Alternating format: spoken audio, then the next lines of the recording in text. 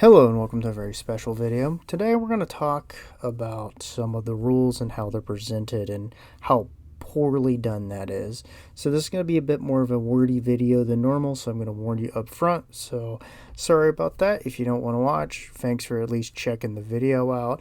If you want to watch, here we go. So the first one is going to be from the faction focus for the Horus Heresy for the Mechanicum.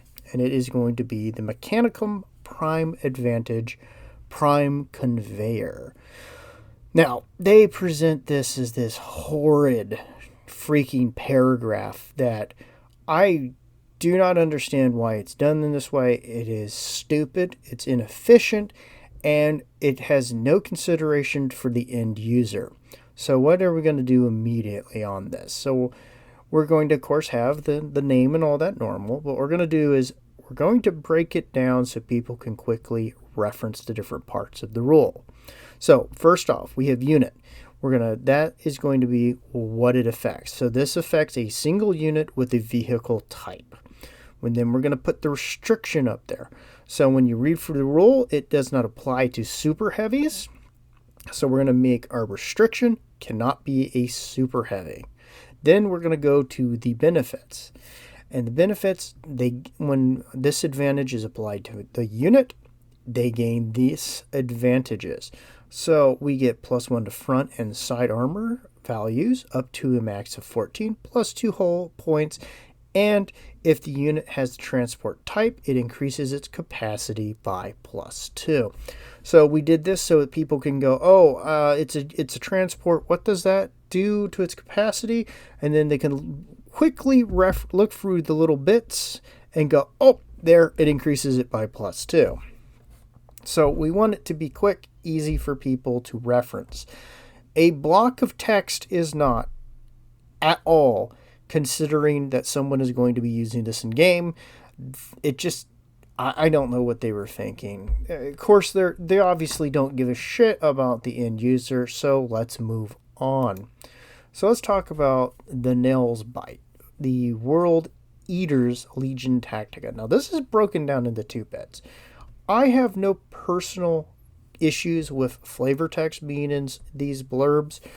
My issues is when you have a bolded sentence followed by an unbolded paragraph followed by bullet points, which still have more information under the bullet points presented as an unbolded paragraph. No consistency, and it's not easy and quick to reference. Okay, so how do we tame this? Because apparently they don't hire people that know how to present rules. So what do? We put an activation that we want people to know when this can be or come into effect. So activation, a World Eaters unit fails a leadership check. All right, so we now know that the leadership check is failed. This could come into play. What restrictions are on it? So we put requirements. Must entirely be entirely composed of models with this special rule. So, as long as we know that the unit has the Nails Bite special rule and has failed a leadership, we now know a failed leadership role can start it or activate it. We now know that only a World Leaders unit can actually be affected by that. Awesome. So what does this rule do? Well, we're going to put that as lost to the nails benefits. Okay, well, fantastic. So we're going to bullet point the main parts of this rule for ease of, use, honestly. So first bullet point is all tactical statuses are cleared upon activation. So if they're under any kind of status in the tactical chart, we now know that once it is failed leadership and it's a World Leaders unit with this special rule, that when this activates, no tactical statuses. All right, next. Models gain a +1 to attack and movement characteristics. We rolled that in because they had 2 bullet points that were separate, and we could have just saved a little bit of room because you're going to save ink, you're going to save paper, you're going to help make things a little bit more compact and quick to reference. So we're just going to make that one sentence. You get a +1 to attack and movement characteristics. We don't need 2 sentences for that. All right, next. Leadership, cool, and will characteristics are treated as being 10 unless they would be higher normally. That's a bullet point in there, so not much change. Then the last bit here. This is kind of perusing through the last bullet point and the last little bit on the under the bullet point and trying to bring it into one point for quick and easy use. At the start of the charge subphase, this unit must make a charge move if any enemy unit is within 12 inches. Always the nearest. We're going to make sure that's noted in there. If no enemy units are within 12 inches, this unit it returns to its normal status, losing all effects of lost to the nails. Bang.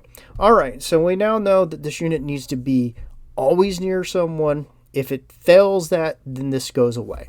So it's a lot faster, quicker to reference, and honestly, it doesn't have these extra little paragraphs that people might overlook because you're just trying to understand what the rules are. If there's a rules question, you're just trying to be like, oh, what does this? It doesn't do this. Oh, this gets removed or that gets removed or it can't. You know what I'm saying.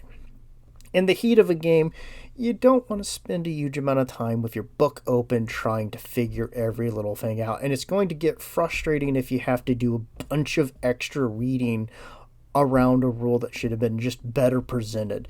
We're not recreating the will, we are just simply giving it spokes. All right, the Breaker, Iron Warrior's Gambit. Okay.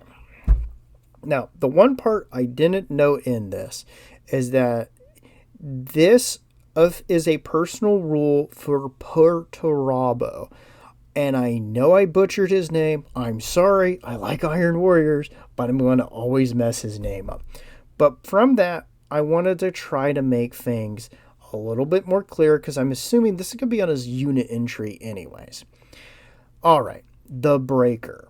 Iron Warrior's Gambit. So I went and I put an activation like I've done before.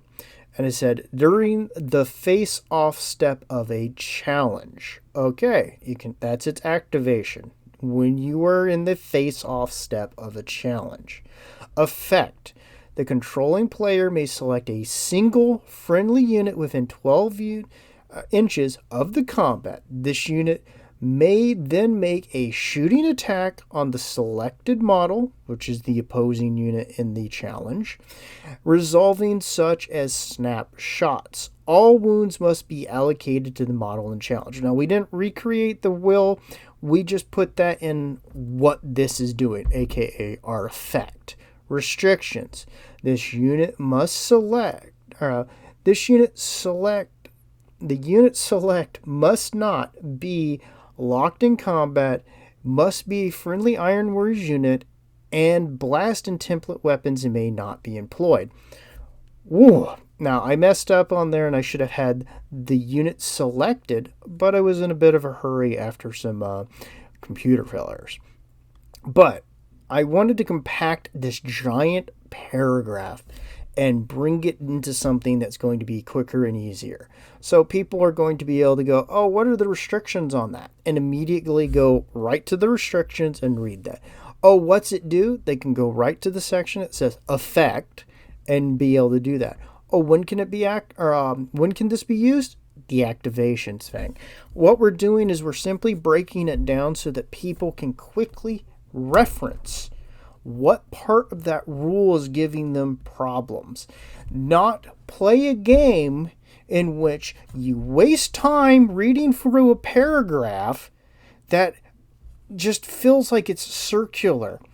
And it's just constantly like bringing up all these phrases as opposed to being logically laid out so that people may actually be able to find the information that they want quickly and move on from there. So again, I do like the idea of this rule, but man, I've got problems with the whole idea of the new challenge, but man, but I do like the flavor text for it. So let's move on to our last bit. Now the last bit is for the Night Lords, and I like the general concept of the rule. It was an attempt. It's an attempt to present it in a more logical or user-friendly manner, but it is, in my humble opinion, complete and utter failure. Okay, so first off, boo, it's a reaction. I don't like reactions. I've complained about reactions. I think they should have been redone, but, or not even really, I don't think they should be in the game. Or there should have been something else done, but let's not get lost in that. Let's talk about how it's presented. It's presented awfully because I don't know what they were thinking. So, first off, we really need to kind of cut down on these paragraphs. People do not need a paragraph in which you mention Night Lord, okay, I'm getting carried away. Okay, so what we did need to do is, this has got the opposite. It's an attempt to create a step-by-step that people can quickly reference. It's just not condensed. It's not the pure amount of information. Okay, so what do we do to tame this? Well, first off, we don't put cost under the trigger. We put cost above. There is a reason why. Because if someone is going to do this, they always need to know what it cost them. What am I going to spend before? Because a lot of people are going to be thinking about what they're going to be using before these kind of things happen. But also, it's just nicer to have it at the top from a reading standpoint. So the cost is one reaction allotment. I don't like that. It should just be one allotment or one tactical allotment or something. I hate the way it's worded, but whatever. Maybe it's more copyrightable. Trigger. A friendly Night Lord unit is declared the target of a charge. There's a lot of things that are just getting charged, I guess, in this edition. So we now know, okay, what's going to cost us one of our allotments for reactions, and we know what is going to trigger. Our unit is getting charged. Okay, so what is the effect? We don't need the target section that they have in there. We already have the trigger. We don't need the target. It's just dumb. And we also don't need the process. We can roll those into one. We'll get there. So the trigger, again, a friendly Night Lord unit that has been declared the target of a charge. Effect. The selected unit, as part of this reaction, immediately makes a fallback move, as if under the effects of the routed tactical status. Further, once the move is complete, the unit does not gain the routed status. We need to make that sure.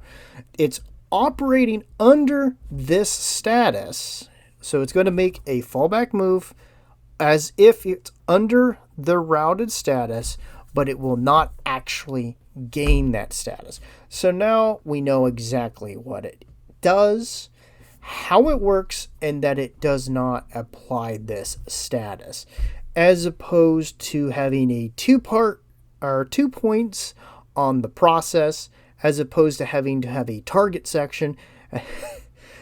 We can condense this rule into a much smaller, more user-friendly presentation. Now, I'm going to be that guy as we kind of slow down, we amp it down a little bit. Now, I've made sure I didn't get like overly pedantic in this, but why does this matter? All right. I've taught people to play and to work with multiple things. I've taught many games. I've taught many processes. I've instructed many people in various industrial equipment, and let's say other such things. And one of the things that you need to understand is that you need to be able to convey the information in a easy to understand, easy to process, and quickly referenced way. Not some paragraphs of, and then the controlling player who is going against the active player in his control phase can then high kick it into the crane kick phase in step 5 of benchmarking, and then under the status of B12 be able to indulge in the sun. You don't need that. You just need something so people can quickly and easily reference it. People are going to have to learn these rules. And the more gobbledygook you put in front of them in the more unuser-friendly manner that is being done, makes it harder and harder for people to do it. It's trying to be lawyer speak, and that's not what most people who are going to play this game are. I really doubt that the vast majority of your players are lawyers, even if we've met enough rules lawyers. And I think there is a severe lack of someone who understands how people interact with these things and is more concerned with the very technical way of presenting it with all the and ifs or buts, as opposed to going, hey, this is how it works, these are what it does, and these are the restrictions and how it can be activated. And I feel like that comes across as you're dealing with people who are more used to trying to bend and break the rules than people who are trying to honestly enjoy them.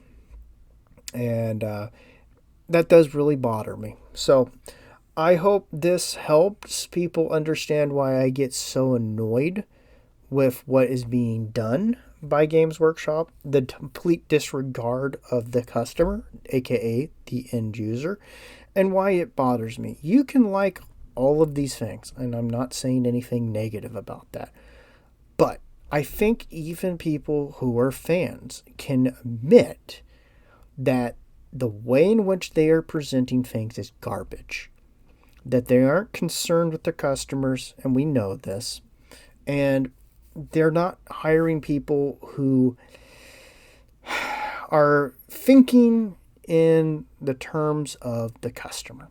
But hey, whatever. People can disagree with me all they want, but this is at least why I have so much irritation towards it, because it really does irritate the shit out of me. So if you agree or don't agree, let me know in the comments. Let me know what you think. Did I do a good job at least presenting a way in which I think the rules would be better organized? Do you think there are better ways to do it? Hey, let me know. And till then, see you later. Bye-bye.